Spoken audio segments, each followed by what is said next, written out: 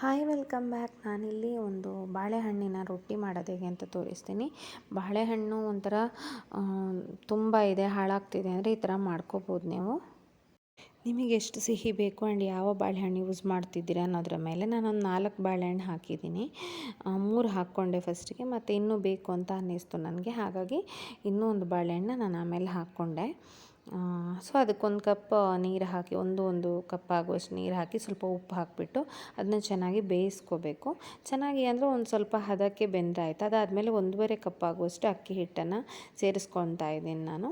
ಸೇರಿಸ್ಕೊಂಡು ನಾವು ಮೆಲ್ಲನೆ ಇದು ಗ್ಯಾಸ್ ಸ್ಟವ್ ಆಫ್ ಮಾಡಿಕೊಂಡು ಮುಚ್ಚಿಟ್ಟ ಮೇಲೆ ಸ್ವಲ್ಪ ತಣ್ಣಗಾದ್ಮೇಲೆ ಅದಕ್ಕೆ ಸ್ವಲ್ಪ ಜೀರಿಗೆ ಸೇರಿಸ್ಕೊಂಡು ನಾವು ಈ ಥರ ಕೈಯಲ್ಲಿ ಹಿಟ್ಟನ್ನು ನಾದ್ಕೋಬೇಕು ನೀಟಾಗಿ. ಕೈಗೆ ಅಂಟ್ತಾ ಇದೆ ಅಂತ ಹೇಳಿದರೆ ಒಂದು ಸ್ವಲ್ಪ ಎಣ್ಣೆ ತುಪ್ಪನೂ ಸೇರಿಸ್ಕೋಬೋದು. ನೀಟಾಗಿ ಈ ಥರ ನಾವು ನಾದ್ಕೋಬೇಕು. ನಾದ್ಕೊಂಡು ಆದಮೇಲೆ ಒಂದು ಬಟರ್ ಪೇಪರಿಗೆ, ಬಾಳೆಲೆ ಇದ್ದರೆ ಬಾಳೆಲೆ ಯೂಸ್ ಮಾಡ್ಬೋದು, ಬಟರ್ ಪೇಪರಿಗೆ ಎಣ್ಣೆ ಸವರ್ಕೊಂಡು ನಾವು ಅದನ್ನು ಈ ಥರ ತಟ್ಬೋದು.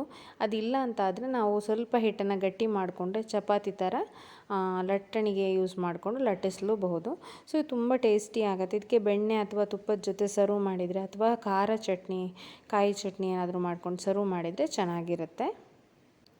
ಬಟರ್ ಪೇಪರ್ಗಿಂತನೂ ಬಾಳೆಲೆ ನಿಮಗೆ ಸಿಕ್ಕಿದರೆ ಬಾಳೆಲೆಯಲ್ಲಿ ಮಾಡಿದರೆ ಅದಕ್ಕಿರೋ ಟೇಸ್ಟೇ ಬೇರೆ. ಬಾಳೆಲೆದ್ದು ಸ್ಮೆಲ್ ಚೆನ್ನಾಗಿ ಬರುತ್ತೆ.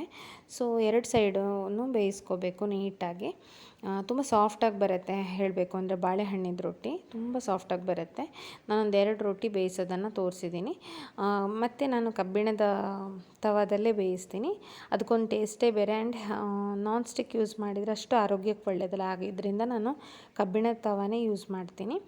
ಸೊ ನೋಡಿ ಈ ಥರ ಮಾಡ್ಕೋಬೋದು. ನಾನು ಬರೀ ಜೀರಿಗೆ ಹಾಕಿದ್ದೀನಿ, ಏನು ಅಂದರೆ ಸ್ಪೈಸಸ್ ಏನು ಹಾಕಿಲ್ಲ, ಬಿಕಾಸ್ ಬಾಳೆಹಣ್ಣು ಇದಾಗಿರೋದು ಸ್ವಲ್ಪ ಸ್ವೀಟ್ ಆಗಿರುತ್ತೆ. ಇದನ್ನ ಬೆಣ್ಣೆ ಜೊತೆ ನಾನು ಸರ್ವ್ ಮಾಡಿದ್ದೀನಿ. ನಿಮ್ಗೆ ಯಾವ್ದು ಇಷ್ಟ ಅದ್ರ ಜೊತೆ ಸರ್ವ್ ಮಾಡ್ಬೋದು. ಸೊ ಈ ರೆಸಿಪಿ ಇಷ್ಟ ಆಗಿದೆ ಅಂತ ಅನ್ಕೋತೀನಿ. ಇಷ್ಟವಾದಲ್ಲಿ ನನ್ನ ಚಾನಲ್ಗೆ ಸಬ್ಸ್ಕ್ರೈಬ್ ಮಾಡಿ, ಹಾಗೆ ಶೇರ್ ಮಾಡಿ. ಸೊ ಮುಂದಿನ ವೀಡಿಯೋದಲ್ಲಿ ಸಿಗ್ತೀನಿ.